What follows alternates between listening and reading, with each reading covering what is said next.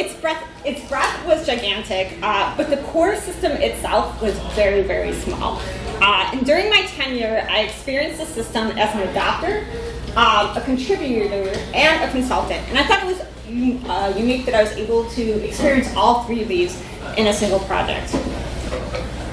While doing this, I also worked closely with the core design system library to help build future components. And to say the least, I learned a lot would be an understatement. I also managed a temporary design system and helped create governance and contribution models, and I'll talk a little bit more about that temporary design system. So here's what happened. When I rolled off this project, I wanted to share what I had learned. But I was thinking about how I could share this. I did some research and I found out that there were a lot of talks and articles that were basically around how to best set up a design system, but nobody was really talking about the challenges that you can run into, specifically when scaling a design system. So I decided to reflect and talk about them. Specifically the challenge of how you plan and predict the future so the design system scales and doesn't fail as it's starting to expand to all these different areas. And here's why that's important. So I mentioned I helped manage a temporary design system during my 3.5-year tenure on this project. The system that was created for a single marketing website. It had specific user needs, it had specific business requirements, but everybody liked this system so much that they wanted to use it throughout the company for everything. So it expanded to over 100 different products. And the system itself exploded to over 60, or go ahead. Sorry, can we close the door? Yeah. Sorry.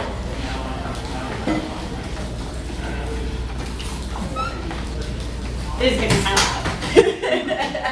Okay, and the number of components basically exploded to over 90 within the design system. Because all of these different areas needed all of these different components, and you can imagine how frustrating things started to get because there was really not a plan in place for this system to scale. And because of that, it started to fail in many different areas. Because the system was so large now, it was difficult to contribute back to, it was difficult to maintain, and it was also difficult for teams to use. You know, we made a card that had a specific use case that went to a specific user, and what ended up happening is when other product teams wanted to use that card, they had different use cases. So they couldn't really use that card, and then they started shoehorning content into it, which really didn't fit within that component. So hence, this is how this talk was formed. This is how I felt, by the way. I felt like I was not getting the right tools to put out all these fires as they started happening. So that's the story of how this talk came about. And here's how I plan to cover, here's what I plan to cover based on my experience. The challenges of design patterns at scale. And when I talk about design patterns at scale, I'm talking about basically the components that the system is made out of. Maintaining a system of systems at scale. Naming systems at scale, and this one's going to be a goodie to talk about. I love talking about naming, mostly because I love hearing people's experiences with naming, because I'm not the only one that bangs my head against the wall when I'm trying to name things. Content flexibility and guidance at scale. And just a note, I am not a content strategist, so I'm not going to get too much in the weeds on this one, but I think as systems designers, there's important things that we should watch out for. And finally, adoption at scale. There's a lot of great resources out there, so I'm not going to spend a lot of time on this one. But again, I just wanted to mention because I think it's something that we should be thinking about as systems designers. And for the purpose of this talk, when I mention a design system at scale, what I don't mean is that the design system itself is large and has 90 plus components, right? Because based on my story, we kind of want to avoid that. What I do mean is that the design system has to scale beyond a single type of application and needs to service many different use cases, needs, and business requirements. So each application could have its own business requirements. Typically happens in larger companies and enterprises where you typically see this. And I made a handy diagram to kind of describe this. So we have our design system at the top here, and you can see here that it is servicing product marketing, documentation, maybe a content management system, maybe a point of sale, maybe customer relationship management application like Salesforce. And underneath these, you might have some like subcategories, like product may also include a web application, but also a mobile application. So let's dive into it and start with the challenges of design patterns at scale. So the first big challenge is managing the conflict between flexibility and consistency when it comes to expanding component features and the system itself. To illustrate this, I'm going to use an old friend that we all love to hate, the card component. So Nathan Curtis gave a great example of cards gone out of control in a talk he gave at a conference called Schema a few years back. I've added a link to it at the end of this presentation. Highly recommend you check it out. It's actually quite comical because he uses Figma to illustrate this on how crazy it gets in Figma with all the cards. And so say you have a basic card component and you give it a container, a background image, maybe an option for an image, and some headline text. This works great for a while, but as adoption spans within the team, so do the needs of this card. So you have a team come to you and they say, hey, we need a variation of this card. We'd also like an area for subtitle, maybe some body copy. And you say, yeah, you know what, we should have included that in the card in the first place. So you create the variation, you call it variation A. Horrible name, by the way. We will get into naming why this is a bad name, but that is further in the presentation. So that works for a while, right? And then what ends up happening is Team B comes along, and they need a card that supports a thumbnail image. So you're like, okay, understand, you don't want the image to be as large. Let's create a card that has a thumbnail. Maybe give it the option to align left or right. Well, then Team C comes along, and they're like, hey, wait a minute. This thumbnail image isn't really working for a logo. We need a card that supports a logo. You're like, okay, great. We will create a card that supports a logo. And finally, you have Team B coming along. They have pricing. They have to create a pricing card, and that's a whole new set of features. And when you get down the line here, maybe at variation C, you start getting this like little voice in the back of your head that's like, you know what? Maybe these should all be separate components. Like, what are we doing here? This card is getting super complex. But you already started down this line, so by the time you get to your pricing card, you're like, well, screw it. We're just going to include it. So now our single card has become super complex. And why does this happen? One reason is why we don't want teams to go rogue and start creating their own cards, right? But we also want to give them the flexibility that they need. We want them to adopt the system. So what can we do? So we have to think about how we approach and structure the design system by simplifying features where necessary. Does this mean not giving all of the adopters the features that they ask for? Absolutely not, right? We want them to adopt. We want consistency within the design. So in his talk, Nathan Curtis suggested breaking down the system into smaller subcomponents. So instead of providing a card with all the features, you provide a base card and provide documentation and guardrails for adopters. This empowers teams to build the types of cards that they need using the base card and doesn't complicate the base system. A base card could just be the background or the container, and then the system itself provides documentation around things like how to handle imagery, iconography, different types of text fields, therefore providing all the pieces for these teams to assemble their own cards. In fact, we could interchange flexibility versus consistency with efficiency versus expansion. There's always this tension around trying to keep the design system sleek and efficient versus expanding it while in turn making it more complex.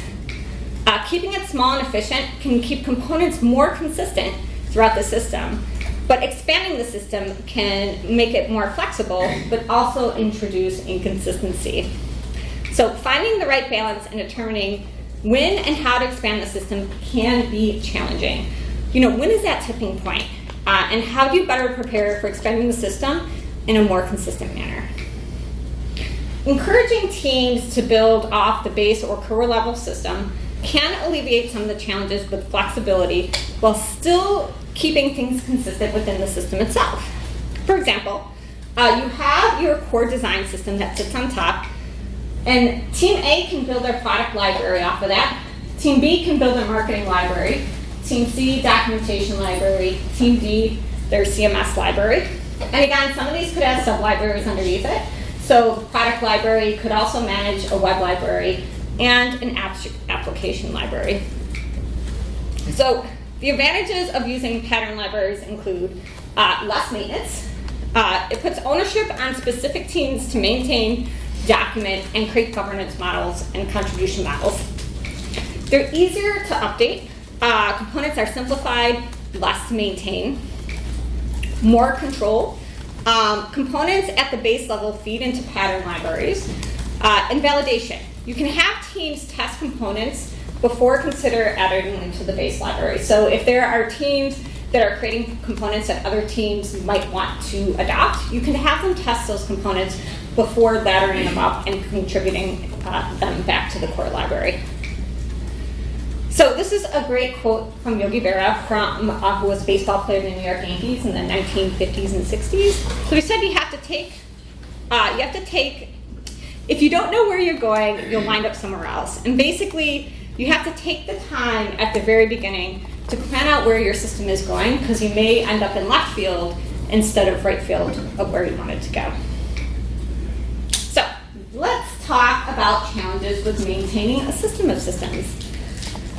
So what is a system of systems and why do you need one? Well, there's a lot that a design system has to do. A typical design system basically has to include things like brand elements, components, guidance for content, design and UX, models for governance, contribution, adoption. I mean, it's a lot. And one small change can affect all of that. As the systems gets larger and more teams are adopting the system, it'll be more challenging to maintain one big set. It's like the cruise ship analogy, right? So your cruise ship is very large, takes a long time to stop or turn, and same with a design system, right? So it can take a long time for a design system to shift direction the larger it gets. The larger one centralized team gets, the more difficult and longer process it'll take to make subtle changes or shifts. And it can become a big bottleneck. I've seen this happen in the past where teams are waiting for components to get contributed to the core system, and because of that, they've missed deadlines, and they've had to answer back to their stakeholders to say, our deadline was March 21st. We were putting out all this advertising around this one website. How come it's not live? And it's because, hey, we couldn't get this component live because it's stuck. It's stuck in the process of getting contributed to the core system. So my question is, what if we didn't have a large system, but a subset of smaller systems that make up the whole? This approach has been called decentralization and can help distribute ownership amongst the teams. So there's a great quote by Oscar Gonzalez out there.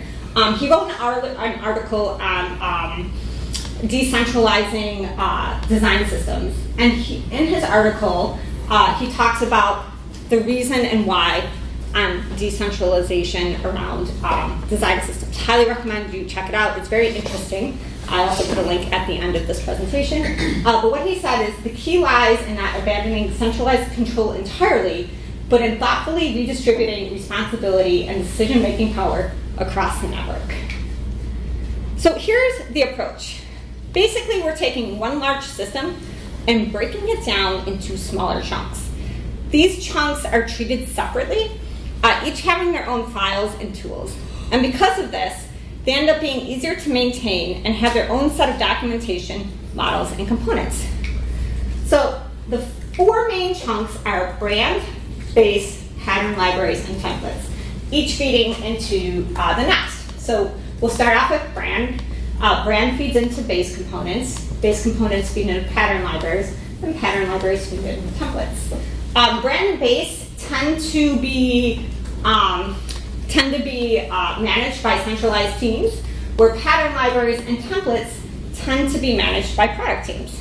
And when I say product teams, it could be other types of teams. So if you're working with like a college or university, these may be your different academic fields. If you're working in government, these may be your different agencies. So we'll start off with brand. So brand is the highest level. Brand contains all the styles and foundations to create a specific look and feel. They tend to be shared company-wide.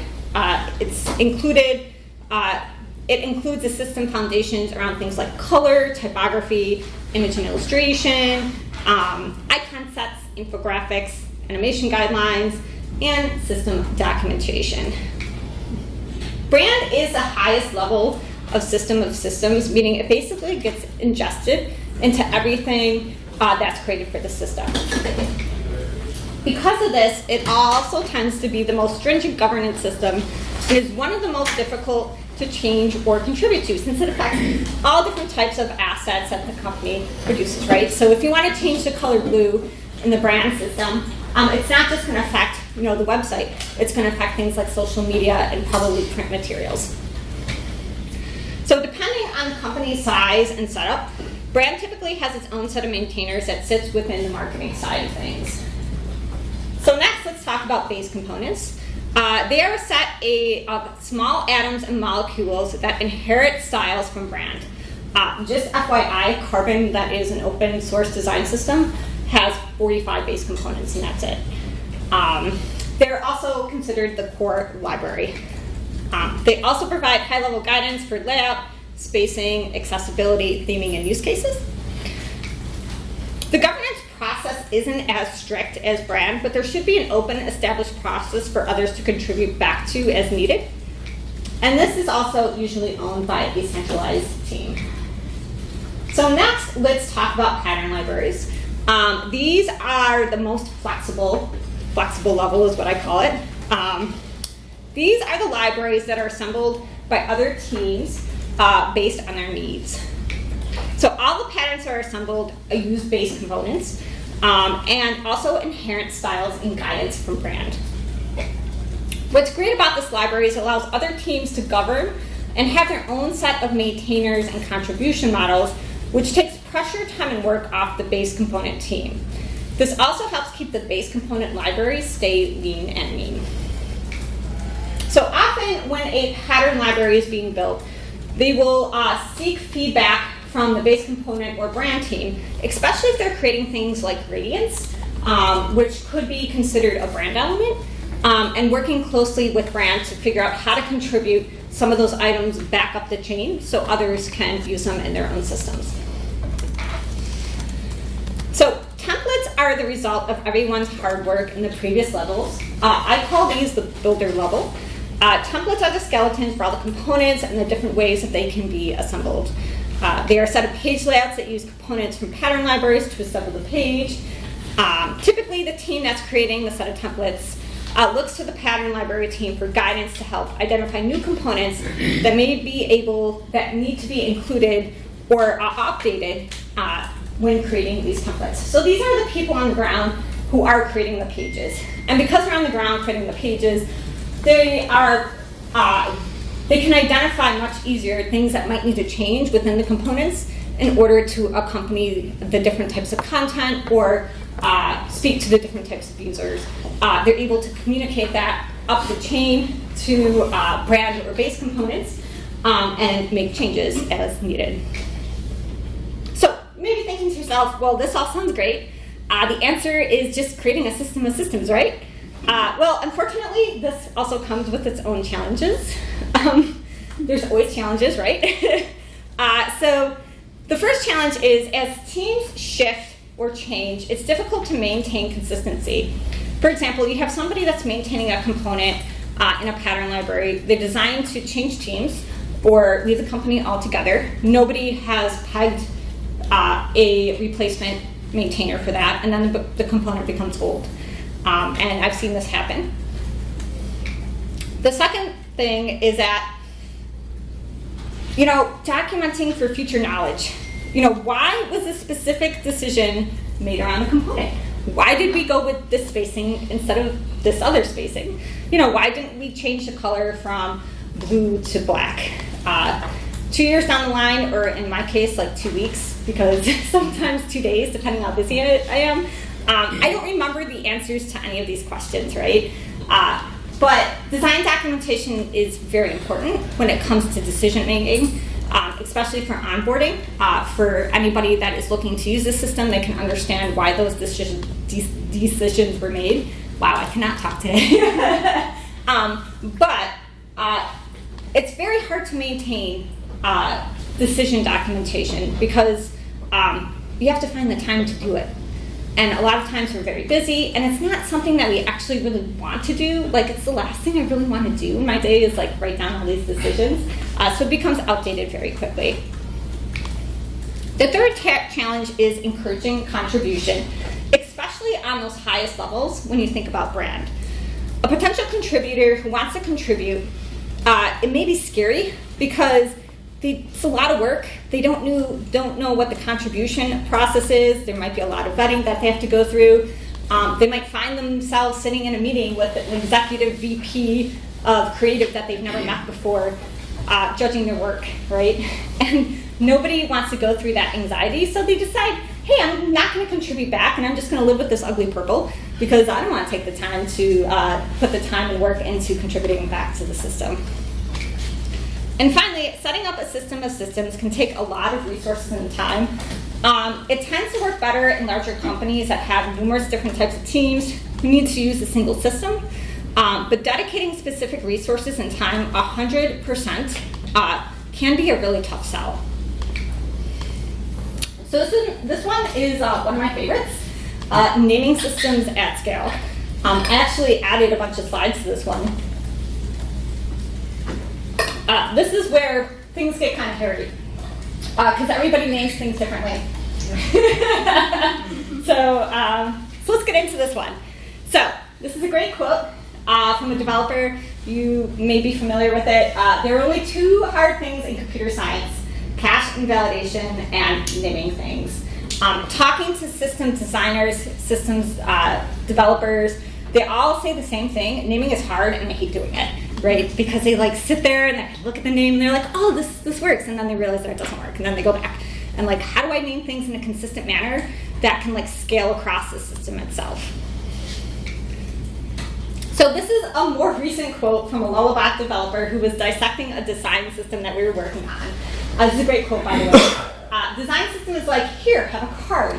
Oh, also here, have a CTA, which you can set to card style, which looks a lot like card. But you can also set it to card link style. Oh, did I mention there's a totally separate component called card link?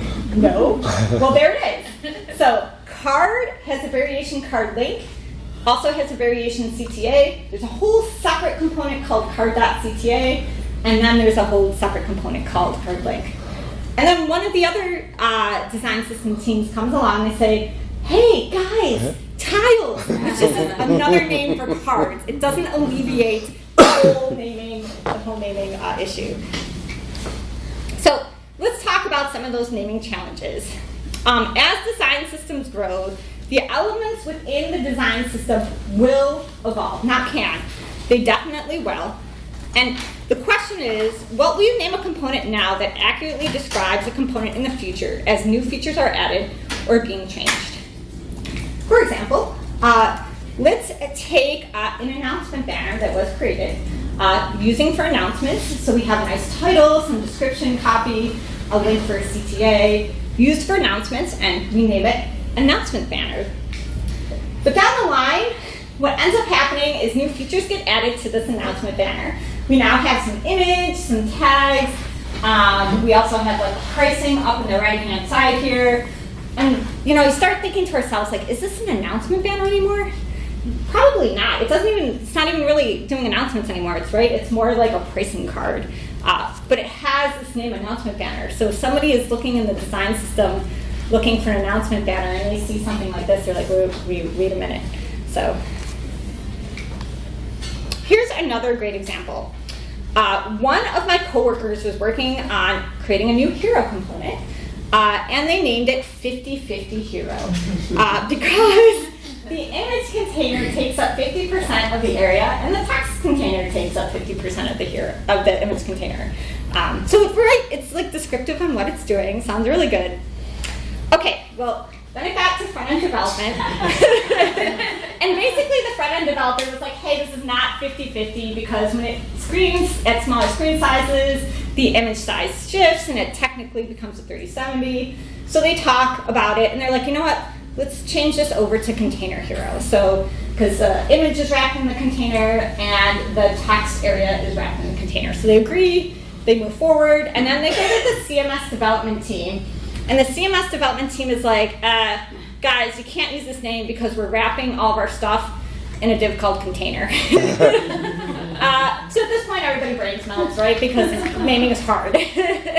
So we could have alleviated some of this if we got everybody in a room to just talk about naming, right? Well, there are some real barriers to doing that. It takes up a lot of time to figure out names, and really, how much when you create statements of works or like estimates, how much of that line work is actually like put aside for naming? Like none of it.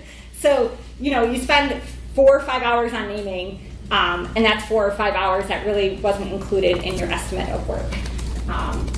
And so naming can be hard, the communication of naming can be hard, and I'm always curious to talk to other people about this problem because I feel like it's a problem that like everybody's approaching a little bit differently. So let's talk a little bit more about these challenges. How do you foresee the future and make the name descriptive enough, but also allows for change? Well, it didn't work out so well for our announcement banner, right? Should we have used like a less specific name and maybe named it Content Block Short? Like, then again, like what the heck is a Content Block Short, right? Nobody really knows what that means. The other thing you have to think about is choosing a name that creates a consistent naming system that everyone can follow when naming things and scales out to all the different things that appear in the design system. So it isn't just going to be you that's going to be naming things. There's other people that have to kind of like follow that structure of naming to also name the things that they're working on. You also want to find a naming system that can be shared throughout the process between design and development, especially front-end development. So often component names, color names can be shared between the two processes using something called design tokens, i.e. this is not a design token talk, so I'm not going to get into the weeds of it. Whole separate talk that I'm actually in the works of maybe thinking about. So, but one thing is for sure, if you decide to switch names down the line and stuff is already in development, you're going to get yelled at least from a designer to development. I've had developers like laugh in my face to be like, no, that's not happening. Mostly because like there's a lot of dependencies on naming, right? So you almost have to get it right the first time around because it's really hard to change as things start getting moving. There's a lot of different names, different methods for naming out there. For example, names reflecting the molecular or the functionality of the component. There's not one right solution for naming. And if there is, please somebody tell me. But the easiest thing to do is just to do an analysis and open this discussion to determine how you foresee and plan the components changing, and if the naming system you decide on is flexible enough to accommodate those changes. So, when Figma released their new variable features a few years back, they mentioned an approach to naming which I found super interesting at the time. And everybody may now be aware of this because I think it's been circulated the past couple of years. I'm curious if people are still using this. I know our team still is. But basically this approach uses component inheritance as inspiration. So at the base level, we have, they encourage the word primitive, by the way. You have your base styles, and these are the names based on values. So you have things like your blue 20, blue 30, blue 40. The next level is a semantic level, which is inherited from the primitive level. So these are components and styles named based on your intention. So you have names like text button, border strong, background success. And then finally you have your component level, which is inherited from the semantic level. And like the naming implies, they have semantic specific names, things like button small, button hover, and button primary. There's another great approach coined by Nathan Curtis, and this slide is completely new, so you guys are the first to see it. So Nathan Curtis wrote this amazing article on design tokens and how to name design tokens. It is very intense. It made my brain explode, and I had to read it 4 times. But it is a great article. I put the link at the end of this presentation. But basically, he proposes a way to name design structures in a more structured way based on taxonomy and typology of design system elements. So this example at the top here, you can see here we have the first word aligns to a system, second aligns to a category, the third aligns to a color, the fourth aligns to a variant. And the way that he approaches it is this can expand to more complex tokens where you have system, category, concept, property, and variant. And so in his article, this is a great quote that I pulled from it, to be sufficiently descriptive, a tokenized language that incorporates both taxonomy and typology needs many levels. And so basically, what he saw is that, hey, we can kind of organize these levels into different categories. And these categories can align to these 4: namespace, object, base, and modifier. So namespace includes things like naming based on the system itself. Object refers to component. So under object, you have things like your group, component, or element. Base is your backbone that combines categories. So under base, you have your category, concept, or property. And then modifier refers to one or more variants. So you have your variant, state, scale, or mode. So I thought it was super interesting. There's also a great site out there called .class names that a coworker recently recommended to me. It's a great inspiration site. Like, if you're kind of like stuck on names, it kind of drills down the taxonomy of like any type of naming system based on like nature, things. So I've used it quite a few times to kind of wrap my brain on how to approach naming. So next, let's talk about challenges with content.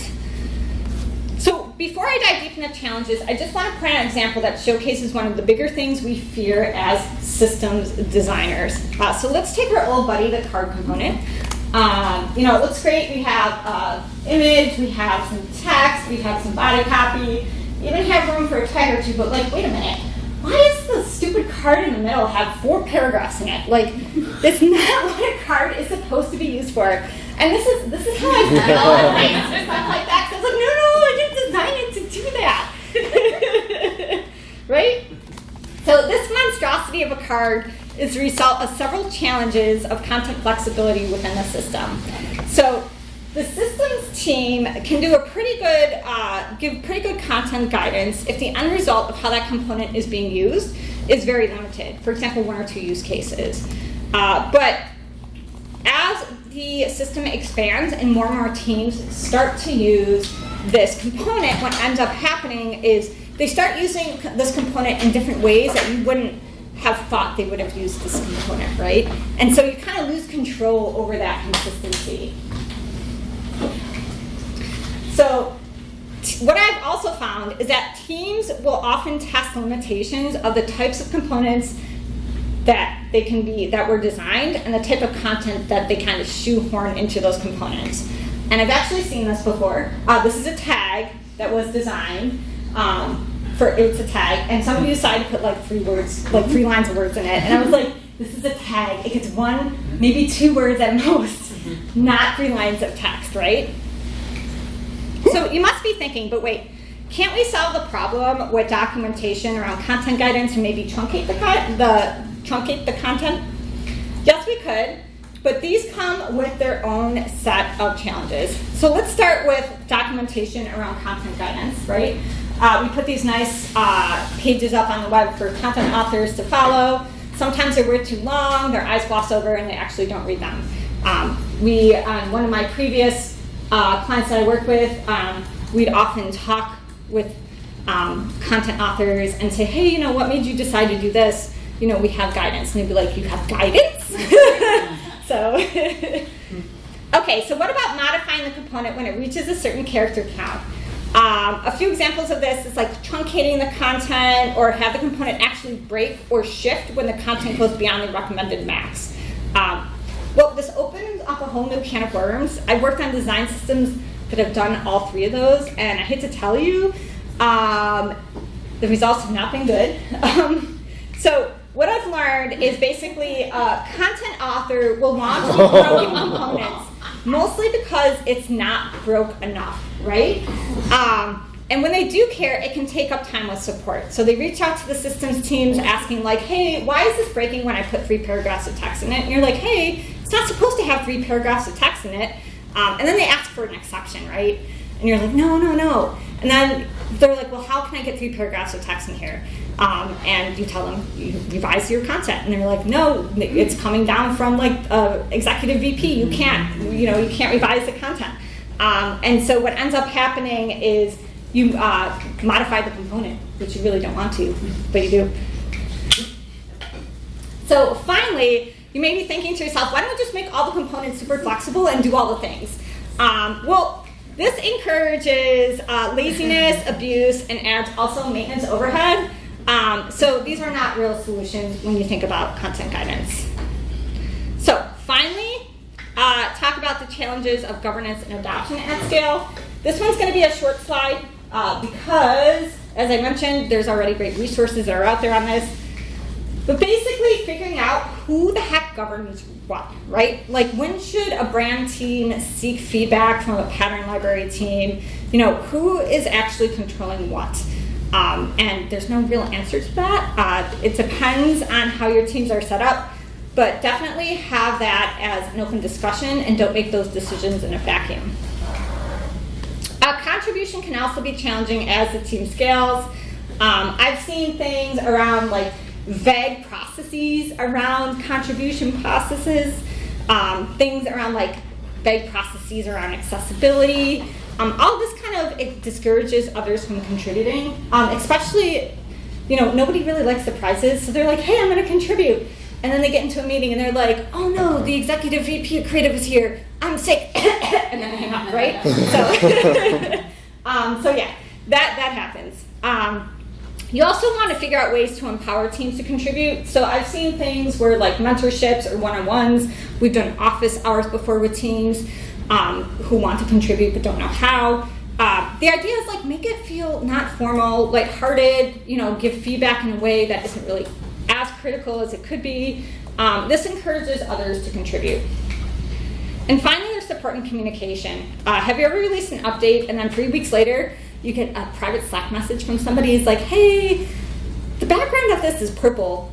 It was blue. I think something's broke, right? And that takes time to answer back, go back and forth. So you want to make sure you have a great process and for support and communication when it comes to design system updates that are being released, or how users or how people who are ingesting the system can submit a ticket if they see a bug. So finally, I leave you with this quote. This is by James Clear, who is he is an author on creating habits. So some lessons have to be experienced to be learned. I've definitely learned a lot, and I hope that, you know, as you're working in design systems, you know, you're learning a lot with the idea that, you know, not everything's going to be great. It's not rainbows and sunshine and kittens and puppies. But in the end, take whatever challenges you came across and figure out, you know, this is what I want to change in the next design system that I create. So these are a list of resources. Highly recommend you check them out. And the bottom one is the link to the slides. This is how you can reach out to me. I'm mostly on LinkedIn and my email address. I don't really do social media. I feel like I'm such a bad person because I don't. But I think we're at time. Maybe we have like a minute or two for questions, but I'm also around. So if anybody, I'll be around. I'll be out tonight. So if you have any questions about design systems and my experience in this whole shenanigans, feel free to reach out. So can you go back one? Yeah. Oh, sorry. Thank you. Yeah, you're welcome. I especially recommend the articles by Nathan Curtis. He's kind of like the godfather of design systems now. He's been writing a lot of great articles on design systems, how to approach them, and some of the things that he's run into working for his company. So.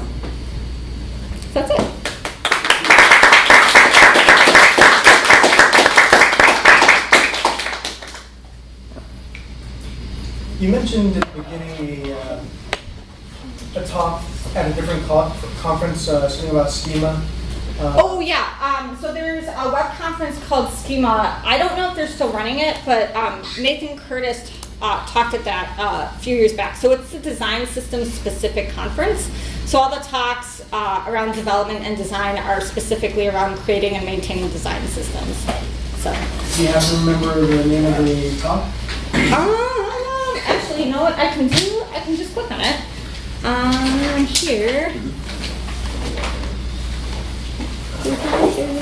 It's naming. Wait.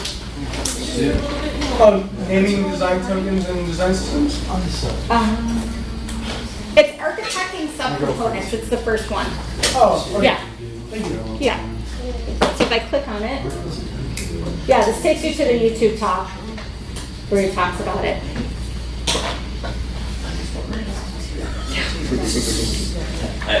Any other questions? Okay. I actually have another. Yeah. Nobody else does.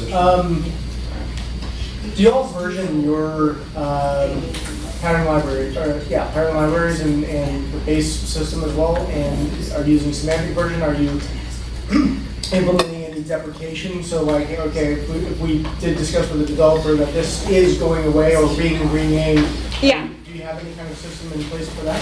So I know with a previous client that I worked with, the client that I had talked about, they did have versioning.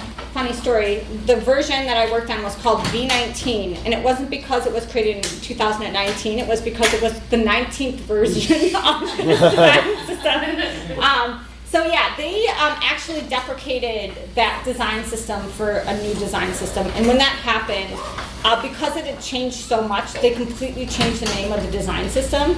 So it ingested carbon, so they basically named it, what was it? Carbon for Marketing, I think it is what they ended up naming that design system instead of keep going on with like the V19 or V18.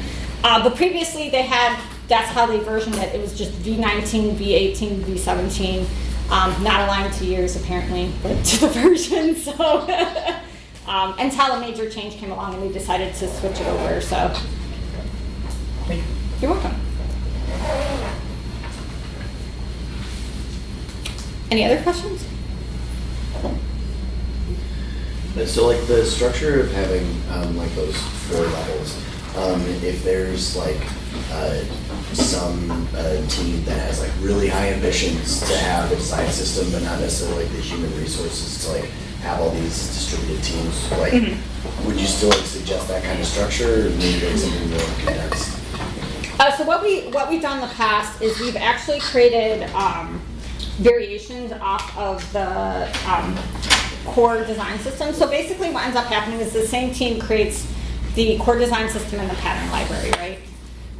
And then what ends up happening is they're like, hey, like for example, in universities, they all have different departments, they all want their own look and feel, right?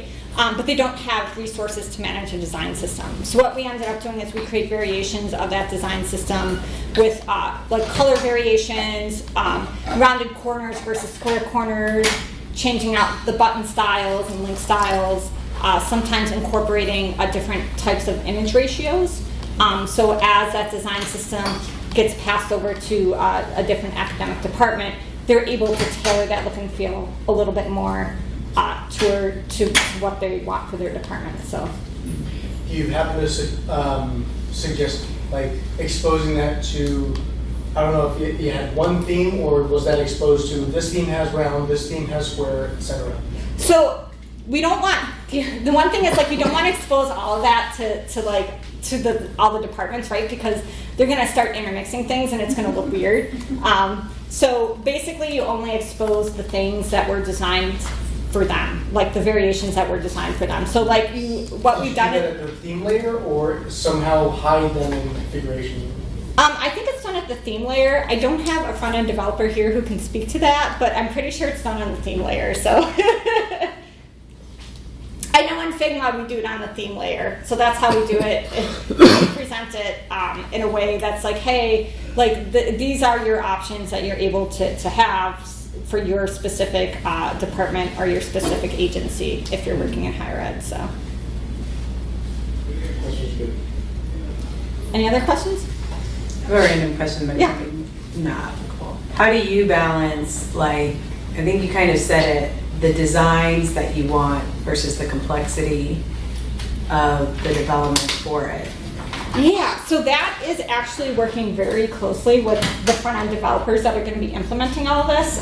So in my experience in the past, when I've worked on design systems as complex as I have, I've always had a really great relationship with the front-end developers to where we're even at the ground level at wireframing, we're doing that together as a team. So that way they aren't surprised with the complexity, but they can also speak to the complexity, right? So if we decide to create a card that has that can do all these different things, they're probably going to raise a red flag and be like, hey, this is going to be hard to develop. It's also going to be hard to maintain. We may want to think about a different approach on how to do this. So, yep. Okay, this might be a dumb question. It's okay. As you know, I'm very new to Drupal. I came from a WordPress agency, and I'm also in sales, so double whammy. As a content author, if documentation goes old quickly, what about help text? So I think help text can only get you so far. So help text is basically, are you talking about in the fields itself? Yeah, as you're entering content. So help text is very specific to the item that you're entering it in, right? So like, for example, it may say like uploading an image, like don't upload an image that's over, 10 megabytes. It should be this image ratio, right?